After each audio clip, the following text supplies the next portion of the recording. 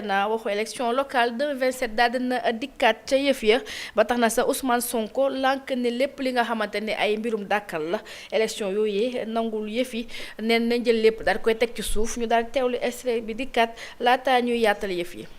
D'abord ma def benn précision Pastef du d'accord report élection locale ku pare ñun pare nañu ku parewul ñun pare nañu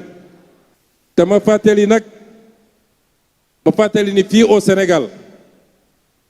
kenn mënu fee reporter élection te jaarale ko Assemblée nationale ñu voter une loi d'habilitation mënul ne kon le président de la République signé décret bi moo gën yéexal bi amul solo gone gu dem ba wóolu ay dooleem lamb gaa ngi nii bu ñu siflee ñëwal nga bëre amul may leen ma defar waat amul may leen ma entraîné waat amul dama fàtte sama gàllaaj amul sëriñ bi nee na ma moom bëre rek sëgg ñu bëre benn yoon mu jeex. jërëjëf Régis am na solo ba tey ci kàddu yi nga xamante ni Ousmane Sonko daan na koy yëkkati Pape Samba est-ce que amul ay enjeux yi nga xamante ni parti Pastef bi le am na ko ci yëf yi. waaw boo xoolee élections locales yi ce sont des élections très très importantes parce que élection territoriale la yoo xamante ni il y a énormément de mairies booy xool sax élection locale bokk na ci élection yoo xamante ne parti yi ci la ñuy gën a nattee seen bopp pour xool seen ancrage territorial ci biir dëkk bi parce que ce sont des élections yoo xamante ne mairie en général ce sont les bases ñoom ñoo leen di fal donc élection yu am solo la ci politique yu am solo sax looloo tax ngay gis Mimi Touré buy wax naan on a plus de 300 maires ak yooyu di napp gars yi politiquement parce que en fait élection yooyu dafa nekk élection yu am solo te loolu ay enjeu la effectivement parce que le PASTEF il faut que nit ñi xool fi ñu jëm ak fi ñu jugee fan la ñu jugee Pastef dañoo fal président de la République en 2024 il y a eu des problèmes yi nga xamante ne am na ci biir président de la République génnee na Pastef ci gouvernance bi maanaam exécutif donc tey jii au niveau du pouvoir exécutif xëy na Diomaye président mooy déroulé organe législatif bi Pastef moo fa am mainmise mooy le pouvoir législatif à travers l'Assemblée nationale donc pour départager politiquement li nga xamante ne moom moo nekk di xew élection locale yi moom mooy échéance de clarification yu leer nañ par rapport ak politiquement électorat Sénégal fan la ñu toll te clarification bi ci lan la mooy tey ji am na ay discorde entre le président Bassirou Diomaye Faye et parti bi mu jógee mooy le parti Pastef dem na ber daaram même si ba léegi mu ngi wax ne Pastef la bokk ber na daaram avec la coalition Diomaye président léegi quête de légitimité politique boobu parce que le président de la République keroog maa ngi koy wax il est dans une quête de légitimité politique foofu lan mooy leeral légitimité politique mooy élection locale yooyu ñu jëm te man nag damaa gëm ni man personnellement loolu laa gëm ni gars yi pareeguñ pour dem élection locale parce que boo xoolee L29 L30 bi yéexantu bi ci nekkoon yëpp par rapport ak code électoral bi mënoon nañ dem ba ci biir ñu ne booy dialogue lii dialogue la instant yi convoqué wuñ corps électoral beeg yooyu donc CEDEAO nee nañ fii ak 6 mois vers des élections nationales mënoo leen changer code électoral bi ñu ne vous voyez on n'a pas pu changer le code électoral te ak loi wu CEDEAO mënuñ ko laal donc il faut qu'on repousse les élections gis nga il faut qu'on respecte le calendrier républicain sànq moo tax il était très important ñu def précision boobu Sénégal amul crise politique dara xewu fi kenn manifesté wul lacrymogène génnul man je pense que stocku lacrymogène yi ñu commandé woon sax dinañ ko mën a denc bu baax parce que dara xewu fi on a un président de la République qui gouverne ak ñi mu jàpp ni ñoom la war a àndal pour une cohérence institutionnelle l'Assemblée nationale Pastef moom moo ko maîtriser ci lan sur la base de la souveraineté du peuple moom moo leen dem fal jox leen majorité avec 130 députés il n'y a pas de tension politique en l'air Barthélémy Diaz mu ngi def dox mbokkam moom mu ngi koy def na tournéem keneen ak keneen mu ngi def ses activités politiques Pastef def na ay activités politiques am keroog taxawu def nañ seen congrès au Grand Théâtre parti yépp ñu ngi def li ñu war a def donc qu'est-ce qui pourrait justifier aujourd'hui ñu neñ dañuy repousser ay élections man di gisuma lan moo ko mën a justifier bu fekkee ni dañ ñoo nar a ñëw nañu waaw élections yi dafa nar a coûter xaalis le Sénégal tey jii ak tension yi ñu nekk tension budgétaire yeeg yooyu si tu vas vers des élections dafay nekk sumuwaay dëkk boo xamante ne fondation mën na fa jóg des premières dames dëkk boo xamante ne les fonds politiques kenn du ko supprimer mën nañ ko maintenir ba léegi on peut nous organiser nos élections suñuy élection mën nañ ko organiser sénégalais yi tànn parce que lenn moo am lu tax may insister ci calendrier républicain bi mooy bu ñu chevaucher ay élections locales yi mu ngi fi ñoom ñu ngi doon soulever le spectre de la dissolution mooy ñoom maître Abdoulaye Tine dissoudre assemblée nationale te ñoom Anta Babacar Ngom te loolu il faut le préciser aux Sénégalais bis bu ñu décider dañuy dissoudre assemblée nationale en même temps le président doit convoquer immédiatement la date des prochaines élections législatives c'est comme ça que ça se passe décret bi muy jël pour dissoudre assemblée nationale dafa war a en même temps wax élection législative kañ lay am donc tey jii bu ñu demoon vers la dissolution de l'assemblée nationale en décembre normalement on doit aller vers des élections couplées locales législatives loolu moom mooy li am parce que mënuñ tas assemblée nationale décembre ñëw nañu dañuy organiser élection locale janvier après législative dinañ dem xamaat loolu mënul nekk. est-ce que boobaa sax du crise bi ñu wax ci lay am sax ndax xam nga ne ñoom bu ñu toogee tamit fekkee Pastef fa gañewaat à la kuliya dina am li nga xamante mooy motion de censure. foofu la mbir mi neexee nag. li question bi nga ma laaj question bu am solo la. hypothèse ñu dem vers des élections couplées locales législatives bu ñu demee vers des élections locales législatives en 2027 xam nga foofu maa ngi ne y aura une clarification électorale loolu bu amee Pastef gagné majoritairement c'est-à-dire que Assemblée nationale ñu ñëwaat avec 130 députés ou plus locales yi ñu gagné majoritairement dans ce pays bu boobaa le président de la République il a deux options yooyu kese moo ko am obligatoirement il doit diriger avec le Pastef mënu ci dara parce que ce sera la démocratie qui l'aura imposé si Pastef gagne des élections couplées dans ce pays législatives locales bu boobaa le président de la République doit appeler le président du parti Pastef ne ko désigner ma un premier ministre Pastef na proposer des ministres pour le gouvernement parce que bu boobaa ce sera le respect de la démocratie parce que peuple bi ñoom ñoo tànn il faut que ça soit très clair crise institutionnelle bi ngay wax xam nga crise fan la doon am ñu dem élection couplée législative locale Pastef gagné majoritairement le président de la République ne day continuer gouverner sans le Pastef bu boobaa l'exécutif sera à l'initiative d'une crise institutionnelle. Pourquoi une crise institutionnelle? Parce que le pouvoir exécutif n'aura pas respecté la volonté du peuple à travers les urnes. Loolu dafay leer nañ bu ñu demoon vers des élections couplées en 2027 législatives locales Pastef gagné majoritairement c'est le Pastef qui devra gouverner. Loolu moom mooy dëgg. Élection législative fu mu am ci démocratie bu normal le parti majoritaire c'est ce parti majoritaire là qui doit gouverner loolu moo am. Dama koy fàttali tout le temps en France élection législative yu mujj yi c'est la gauche qui avait gagné les élections. Macron dafa waroon consulter la gauche ñu proposer ko un premier ministre de gauche. Dafa def une entorse à la démocratie dem consulter yeneen parti politique yëpp pour jël benn premier ministre moo tax qu'est-ce qui s'en est suivi il y a eu des motions de censure ay gouvernement daanu. Loolu moom mooy crise institutionnelle. Mais bu ñu bëggee respecter la démocratie bu ñu demee vers des élections législatives locales yu ñu couplé Pastef gagné majoritairement ce sera à Pastef de gouverner xam nga lan moo tax ce sera à Pastef de gouverner parce que boobu probablement xam nga Diomaye président day dem ak listam te man bu boobaa sax bëgg naa xam kan mooy jiite liste Diomaye président fan la ñuy campagner nan la ñuy campagner ban discours lañ nar a wax bu boobaa Diomaye président day dem ak listam Pastef dem ak listam keneen ak keneen dem ak listam dans cette configuration là boo xamante ne Diomaye président dafa dem Pastef dem Pastef gagné majoritairement bu boobaa le peuple aura choisi Pastef pour gouverner donc le président de la République lenn moo koy dese mooy mu gouverner ak Pastef bu fekkee ni nag dafa décider ni du gouverner ak Pastef l'autre option démocratique c'est de démissionner loolu mooy démocratie loolu mooy dëgg tey jii bu ñu demoon élection 2027 législative locale deux options mooy am bu dee Pastef moo gagné majoritairement ma mbaamtuwaat ko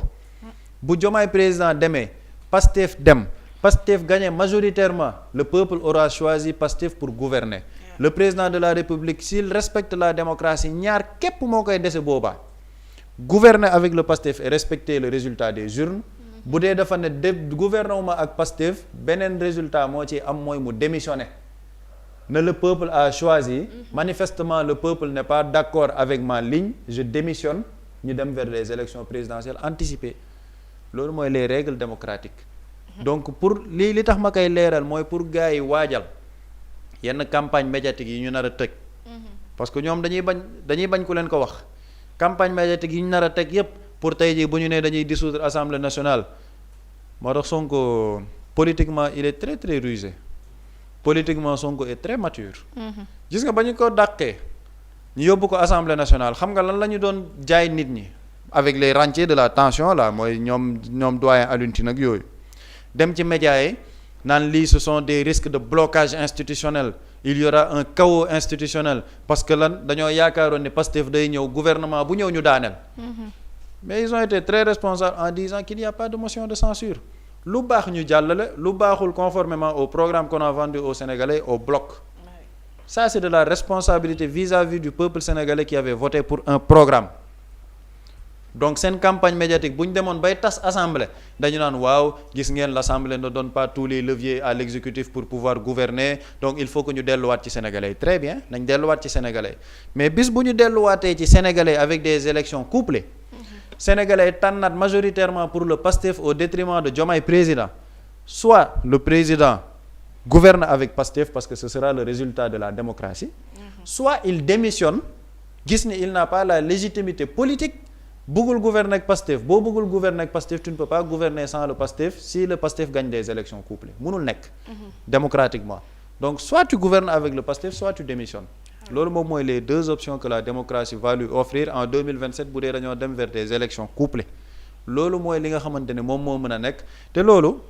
damaa jàpp nag képp kuy parti politique ñu ngi dem vers des élections ñoom nee nañ réew mi léegi nit ñi yeewu nañ kenn mënatu leen nax kenn mënatul manipuler kenn mais aller vers des élections yaa xayti sénégalais yi tànn il faut qu'on sorte d'un pays boo xamante ne dañuy jàppee peuple sénégalais bi benn genre bétail électoral qui n'a rien compris yoo xamante ne des hommes politiques mën nañ au perché di décider pour ñoom way randal nañ élection indiwaat nañ élection le peuple daal n'a pas son mot à dire dans le processus il faut qu'on ramène le peuple au centre te loolu daf may indi ci ñi naan Ousmane Sonko waaw affaire homme d'état lu mu am lu mu xam rek wax ko peuple bi lu mu génn rek beddeeku dem wax ko peuple dafa am yu mu war a denc comme li mu ne élection locale bu ko kenn randal di nga gis am ku ne waaye lan moo tax muy wax loolu dafa mel ni day randal ay affaire ci biir dans les partis tous les grands révolutionnaires ils fonctionnent comme ça tey jii boo leen laajoon Thomas Sankara ñu ne Thomas Sankara c'est un révolutionnaire Thomas Sankara n'a jamais menti à son peuple il a toujours dit la vérité à son peuple Amilcar Cabral bu ñu demoon ci Amilcar Cabral ñu ne la non c'est un révolutionnaire ndaanaan la il n'a jamais menti à son peuple il a toujours dit la vérité à son peuple moo ko jox la légitimité populaire bu mu am ce ne sont pas des populistes ce sont des dirigeants honnêtes qui disent la vérité à leur peuple donc loolu il est très important ñu koy wax ne élection locale yi ce sont des enjeux képp ku pare pour dem ay élection locale vraiment base baa ngi noonu militant yaa ngi noonu Abdourahmane Diouf nee na ñoom ils ont des centaines de cabines téléphoniques dans ce pays là ñu ngi fépp ci Sénégal Barthélémy Diaz jàpp na ni moom it mu ngi fépp ci Sénégal Thierno Bocoum gis naa mu restructurer son parti ba am chef de protocole donc xam nga ñooñu parti yu am doole lañ macha allah nañ dem élection sénégalais yi tànn vers des élections claires le peuple ñu delloo ko choix bi mu voté kii nga xamante ne moom moo majoritaire wax dëgg neex yàlla qu'on lui donne les rênes de gouverner ce pays démocratiquement coow bañ a am parce que les sénégalais taluñu ay coow ci wàllum politique. surtout ça jërëjëf Pape Sam am na solo buri ki nga xamante ne moo di Ousmane Sonko dikkaat na ci élection locale yi waaye bi pa dafa ne nangul benn yoon li nga xamante ne ay dàq la dafa am lu mu dégg wala dafa am li nga xamante ne njott na ko ci yëf ya ba tax mu daal yëkkati kàddu bi vu que Ousmane Sonko moom yenn kàddu yi tam li nga ko mënti nangul wala li nga ko mënti bañal am na yenn kàddu su ko yëkkatee rek am na fu mu ko teg. mais effectivement je pense que am na moom des infos par rapport ak lenn li ñu bëgg a ruumandaat et c'est vraiment dommage xam nga lu tax mu dommage mooy bu dee ni dañuy ruumandaat reporter élection locale yi xam nga lan moo koy laal calcul politique moo koy laal et man ce qui fait mal et ce qui est dommage mooy t'as l'impression que li tubaab na retour à la case départ daa mel ni dañu delloo ca njëlbeen loolu nga nekkaat di gis dama lay jox exemple avec Macky Sall Macky Sall dañ ko fal en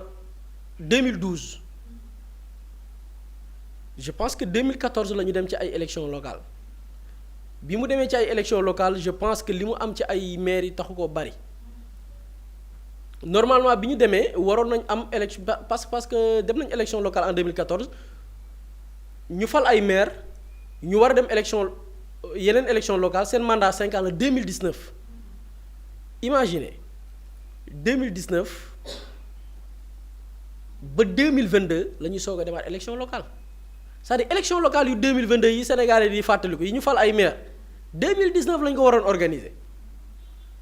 nekkul woon 2022 de 2019 la ñu waroon organiser élection locale ñu tànnat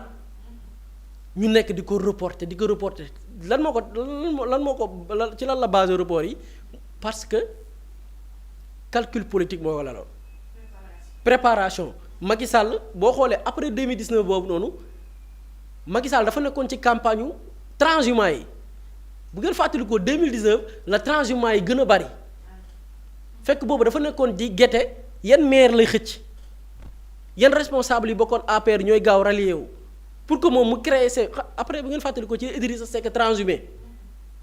après ci la ñeneen ak ñeneen transhumé parce que dafa bëggoon créer une base locale boo xamante ne nii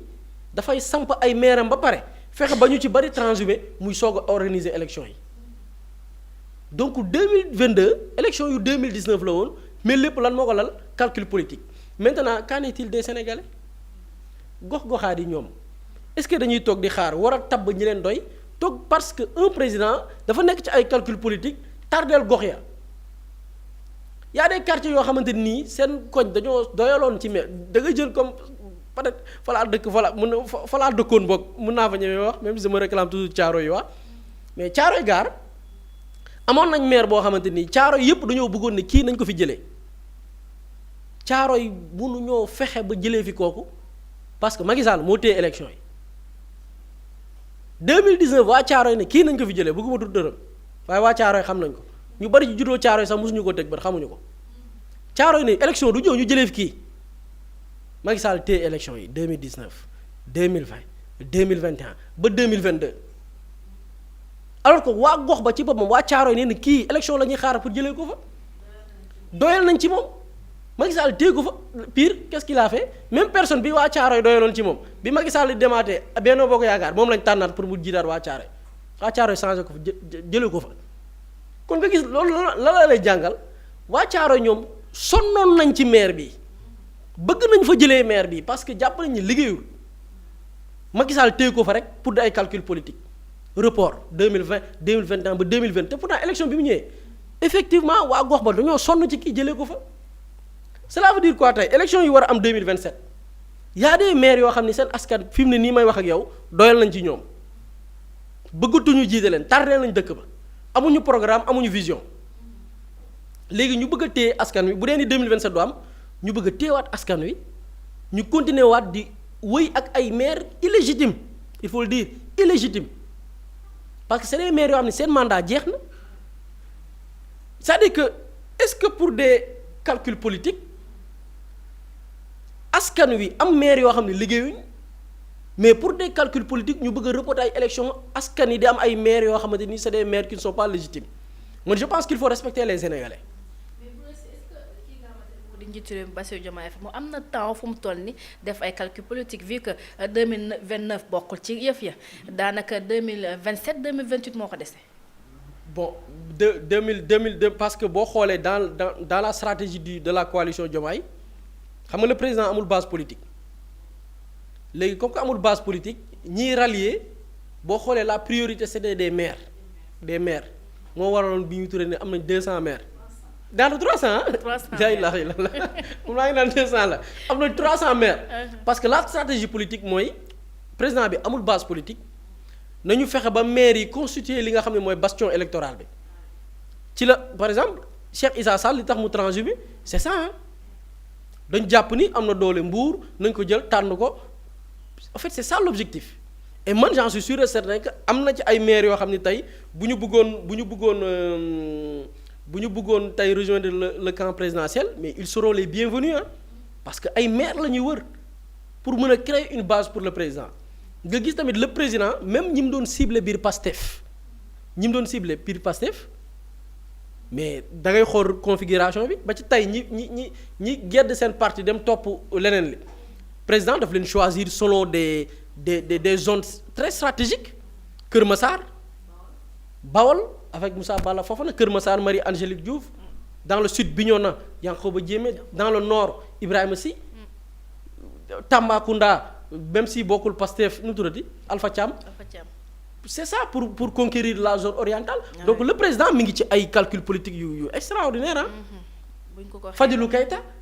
tey le président local yi président mi ngi ci tax rip parce que woo na Fadilou Keïta ne ko kaay imposé wu Dakar tout en sachant que Dakar Abass Fall la fi ne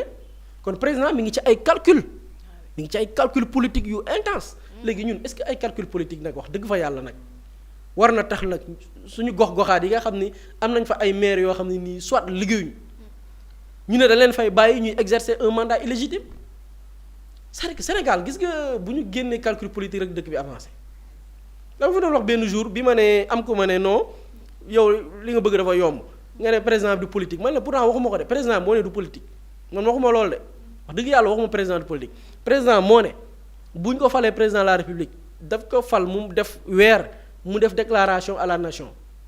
ne génn na ci politique ngir tëddee njaaxanaay ñun koo kay bu duggaate ci politique moo ñuy jaaxal c'est-à-dire que bu fekkoon ni président feeñul dañ ne président wu parti ba mooy des di politique bu politiquee ba 2029 président bi xëy na comme que mi ngi woon ci réew mi peut-être sax partem bu demee tabaat ko 2029 mais moom moo ci génn di politique da ngay gis ni parfois politicienne parfois mooy tardeel dëkk bi calcul yu bari mais est-ce que ñun sénégalais on mérite ça man dama jàpp ni dara warta tax ñu reporter élection yu 2027 yi et calcul yi aussi base ci la Pape Samba bu souligné leneen lu am solo mais local yi tamit dafay local yi Macky Sall xam nga kañ la perte élection yi Macky Sall il a perdu 2024 est-ce que xam nga ne Macky Sall ba 2022 xelam mi ngi ci troisième mandat mais dafa amoon deux choses ñetti mbir yu koy déterminer bi ci njëkk mooy taxawaayu askan wi muy les manifestations yi gars yi doon organisé deuxième bi mooy les élections locales est-ce que dina gagner ay maires yu bari troisième bi mooy les élections législatives trois facteurs yi moom waroon déterminer ci Macky Sall ndax dafa yóotu troisième mandat bu ñàkkee ñett yooyu rek il va céder sur le terrain gis na ni gars yi ba à la veille de la présidentielle ñi ngi taxaw di manifester président dictateur da nga war a dégager ñu dem local 2022 dans toutes les grandes villes yi gën a am solo da koo ñàkk ñu dem ci législative guléet dans l'histoire politique du Sénégal le camp présidentiel amul une majorité absolue il a fallu que ñu dem Pape Diop moo leen sauvé Pape Diop moo leen sauvé loolu dafa xamala la acte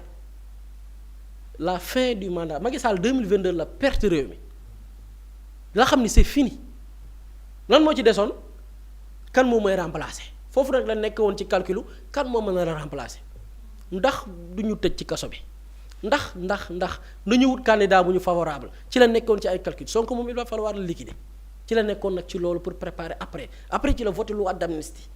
xamoon na ni c'est fini c'est mort 2022 moo acté léegi nag avec président Diomaye mais local yi dafay déterminer moom président bi ëllëgam par exemple Pastef bu ñëwoon supposons Pastef ñëw raafale lépp mais sans doute président Diomaye dafay waajal rek peut-être l'essentiel nu ñu koy waxee la devise des Jeux olympiques nu mu tuddati l'essentiel c'est d'y participer n'est-ce pas loolu su ma juumul l'essentiel d'y participer. naa bokk rek. président day dem rek l'essentiel c'est d'y participer kese la ci am. malheur nag bu fekkee ni nag malheur mu topp xalaatu Abdoulaye Tine ba tas assemblée ba demaat ci élection Pastef raflé waat assemblée raflé waat les grandes villes non loolu laa li premier ministre waxoon gars yi dañuy poser wu la question est-ce que le président moom dafay toog par exemple président bi toog xam ne askan wi nag pare nañ ci man moo organiser des élections anticipées waaw parce que day nekk président boo xamante nii vraiment askan wi dans sa majorité kenn tànn ko waaw day nekk un président indésirable donc soit moom dafay am bu ko neexee parce que loolu choix am la moom bu ko neexee mu continuer mandat ba 2029 wala mu gis résultat yi ne législative ñàkk naa ko local ñàkk naa ko man kat sénégalais war na ni man bëgguñ ma xaaral ma organiser ay élections anticipées loolu aussi mën na nekk moo tax président tendance bi doy na waar ci moom de doy na waar mais nañu organiser suñu local vraiment ñu tànn ñi ñu doy gox bu ne am sañ-sañu tànn ko koy jiite et je pense que Sénégal jëm kanam waaw. vu que le pas passé moom ñoom pare nañu ba noppi moom fu mu toll nii ñoom prib dip la ñuy xaar ba tey rek ci waxtaan bi ñu des ca arena ba. Mously Immo Sénégal moo ñëw taxawu leen indi ay saafara ci jafe-jafe yi ngeen di dund ci wàllum immobilier yow mi bëgg a jënd terrain yow mi bëgg a jënd kër wala tabax jokkool ak Mously Immo da nga am sa kër bëgg ku la ko terrasseel wala nga am sa tool bëgg ku la ko lotiseel defal la ko ay terrain Mously Immo daf leen koy jàppandil gunge leen ci anam gu mucc ayib ku am sa kër itam te nekkoo ci biir réew mi bëgg ku la ko toppatool gérer la ko Mously Immo moo ci gën a gaaw gën ci wóor yow mi bëgg a defaraat sa kër wala nga bëgg a toxu te bëgg ku ko nettoyer ba sax nga bëgg a defar plan architecte plan béton armé wala nga soxla ay conseil ci wàllum immobilier contactel Mously Immo Sénégal ci 77 887 25 13 77 887 25 13 man ngeen itam abonné ci seen YouTube bi di Mously Immo Sénégal ngir yeneen i xibaar ak Mously Immo Sénégal jaaxle jeex na ci wàllum dëkkuwaay.